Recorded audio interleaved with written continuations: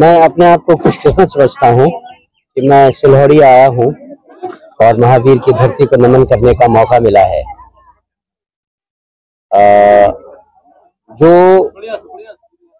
ज्ञान आज से 2600 साल पहले इस धरती से उपजा, उस ज्ञान का आलोक अभी तक यहाँ नहीं पहुंच पाया है। जिसको कहते हैं चिराग तले अंधेरा, ये लगभग वैसी ही बात है। और कम से कम पिछले 70 सालों से इसके लिए जिम्मेदार यहाँ की वो सरकारें हैं जिन्होंने यहाँ पर राज किया और समाज में लोगों को मजबूर कर दिया कि वो लगातार पीढ़ी दर पीढ़ी गरीबी और जिल्लत की जिंदगी गुजारे। कम से कम 5 पीढ़ियां ऐसी निकल गई हैं पिछले 70 सालों में जिन्होंने एक बद से बदतर जिंदगी यहाँ देखी है। हम इसलिए भी यहाँ आए कि लोगों को बता सकें कि अब उनके पास एक नया विकल्प है।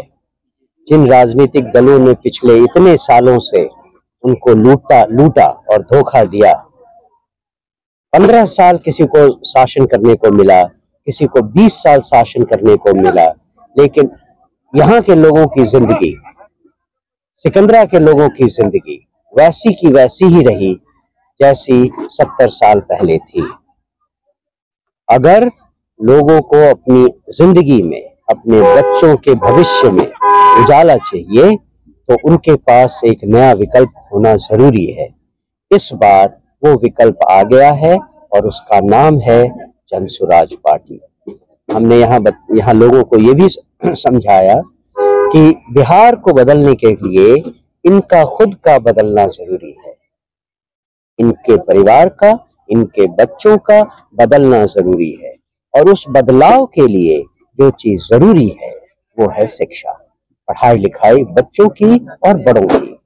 इसीलिए भी हमारा जो चुनाव चिन्ह है स्कूल का बस्ता, ये लोगों को सीधा सीधा उनके दिमाग पर असर करेगा जब तक उनको याद रहे कि बिहार के बदलाव के लिए उनके खुद के परिवार को बदलना जरूरी है।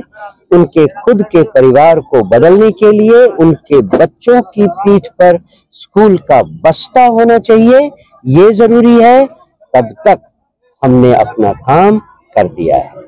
हम अभी ये नहीं कहते कि हम आपसे वोट मांगते हैं, हम उनसे ये कहते हैं कि अगर आप अपने भविष्य की चिंता करना चाहते हैं, अगर आप अपने बच्चों की भविष्य की चिंता करना चाहते हैं, अगर आप अपने परिवार के भविष्य में बदलाव लाना चाहते हैं, तो केवल और केवल एक जन सुराज पार्टी ही आपको ये भरोसा दिला सकती है। हमने तो ये तक कहा कि जिस सरकार ने 50 साल शासन करके आपकी जिंदगी को नहीं बदला, किसी सरकार ने 20 साल शासन करके आपकी जिंदगी को नहीं बदला, अगर जन सुराज की सरकार आई तो 3 महीने के अंदर आपको अपनी जिंदगी में बदलाव नजर आने लगेगा। वो कैसे? 3 महीने के अंदर जन सुराज वादा करती है कि हर गांव में, हर झुग्गी झोपड़ी में, हर कस्बे में हर बच्चे को अच्छी शिक्षा मिलनी शुरू हो जाएगी। हर परिवार में कोई न कोई रोजगार करने वाला हो जाएगा। हर परिवार को घर के लिए जमीन मिल जाएगी।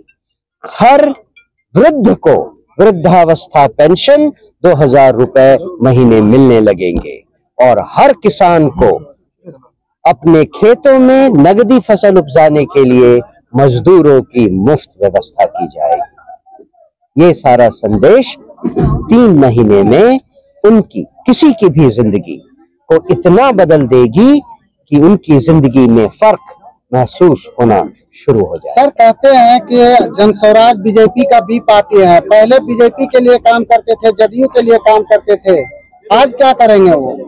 पहले हमने ममता जी के लिए भी काम किया, शांत किशोर जी ने पहले तमिलनाडु में भी काम किया, आंध्रा में भी काम किया, पंजाब में भी काम किया। तो ऐसा नहीं है कि बीजेपी के लिए काम किया। और अगर हम बीजेपी की बी टीम होते तो आज मंगल पांडे के खिलाफ प्रदर्शन क्यों करते? आज क्या नाम है उसका, जायसवाल, दिलीप जायसवाल के अगेंस्ट हम मोर्चा खोल के क्यों खड़े रहते? ये तो अब बेवकूफी का सवाल हो गया ना, जो अब आप कर रहे हैं। विपक्ष जो हम थोड़ी विपक्ष पर ही कह रहे हैं, हम आपको थोड़ी ना कह रहे हैं, हम विपक्ष को कह रहे हैं। और दूसरी बात ये है कि विपक्ष डर के मारे अब उसको समझ में नहीं आ रहा है कि क्या करें, तो अनर्गल प्रलाप कर रहा है। आप उसको समझ में नहीं आ रहा है कि दिन पर दिन जन स्वराज की चाहत लोगों के बीच बढ़ती जा रही है। आप खुद ही देख रहे हैं कि आज प्रशांत किशोर की किसी एक बदलाव सभा में 25 से 30 हजार लोग आ रहे हैं। नीतीश बाबू से कहिए उनकी सभा में 25 से 30 हजार लोग आते हैं क्या?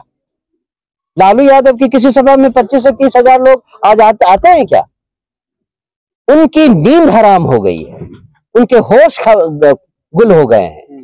तो अब अनर्गल प्रलाप करने के बिना अलावा उनके पास कोई चारा नहीं है। तो ये बिहार में शिक्षा को लेकर सरकार के मन में जो असंवेदनशीलता है उसको दर्शाता है।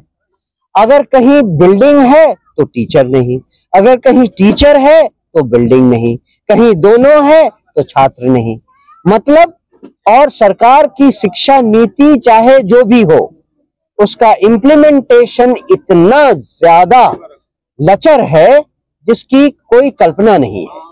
शिक्षकों की बहाली नहीं होती, शिक्षक जैसे चुने जाते हैं उनमें कोई गुणवत्ता नहीं होती, जिस काम के लिए जो पैसे दिए जाते हैं उस काम में वो पैसे खर्च नहीं होते हैं। शिक्षकों की बहाली के लिए, कार्यक्रमों के लिए, शिक्षकों की ट्रेनिंग के लिए करोड़ों रुपए खर्च होते हैं, लेकिन उसका सिला कुछ नहीं मिलता।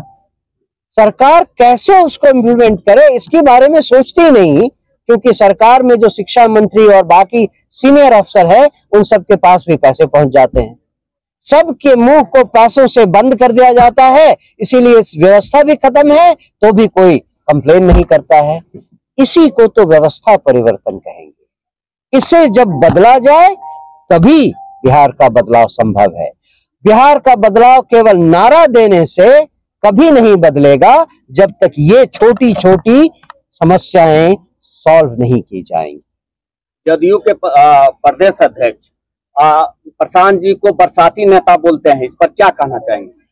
जदयू के प्रदेश अध्यक्ष खुद कौन से नेता हैं ये जरा पूछ लीजिए। उनको मेंढक नेता कहा जाए तो अच्छा रहेगा। अगर हम बरसात हैं उसी में वो टटरा रहे हैं, है या नहीं? अगर हम बरसाती नेता हैं तो वो तो मेढक नेता है। अब क्या कहा जाए? अगर उदाहरण ही देना है तो हम भी उदाहरण दे सकते हैं, लेकिन इस उदाहरण देने से कोई फायदा तो है नहीं, इससे जनता की हालत तो सुधरी नहीं। आप ऐसे ही उदाहरण दे दे के जनता को 20 साल से आप बरगला रहे हैं। आपने रोजगार की क्या व्यवस्था की? 20 साल से लोग पलायन कर रहे हैं, उनकी संख्याओं में हर साल इजाफा हो रहा है। इसको आप गर्व की बात समझते हैं। नीतीश बाबू बोलते हैं बंगाल बंबई की इकोनॉमी ठप पड़ जाएगी अगर बिहारी वहां नहीं जाए। ऐसा लगता है कि जैसे सीना ठोक कर वो गर्व कर रहे हैं। ये कोई गर्व करने की बात है? इतनी उनको अकल नहीं है कि ये शर्म की बात है?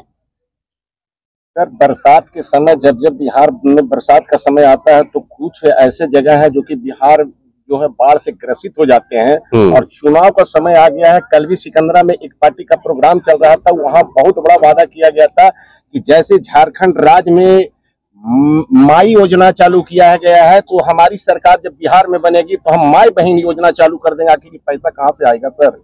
और उसको तो छोड़िए, आपने जो बात शुरू की थी, बिहार में बाढ़ की समस्या हमेशा से रही है। 70 सालों से ये समस्या बढ़ती जा रही है। ये माई बहन जो जिसमें पैसा लगाएंगे उसको लगाकर ये बाढ़ की समस्या क्यों नहीं रोक देते हैं? इतनी अकल है या नहीं है? जितना पैसा वो माई बहन योजना में लगाने की सोच रहे हैं, इतना पैसा लगाकर वो बाढ़ की समस्या क्यों नहीं सॉल्व कर रहे हैं? कैसे बेवकूफ लोग यहाँ शासन कर रहे हैं, समझ में नहीं आता है। आप जानते हैं मैं विदेश सेवा में रह चुका हूं, 8 देशों में रहा हूं। उनमें से एक देश है हॉलैंड। हॉलैंड आज से 600 साल पहले इतना छोटा देश था। समुद्र ऊपर था, देश यहां पर था। छोटा छोटा कोई जगह था जिसको देश बना दिया गया था। समुद्र ऊपर था, देश नीचे था। 600 साल पहले उन्होंने क्या किया, ऐसे बांध बना दिया, सागर को रोक दिया और सारा लैंड रिक्लेम करके वहां पर एक देश बनाया। ऐसा देश बनाया जिसने 100 साल के अंदर आधी दुनिया पर शासन किया। इंडोनेशिया तक उनका शासन था। 600 साल पहले अगर लोग सागर को बांध के इतनी प्रगति कर सकते हैं तो 70 साल में ये हम अपनी नदियों को बांध कर नहीं प्रगति कर सकते हैं।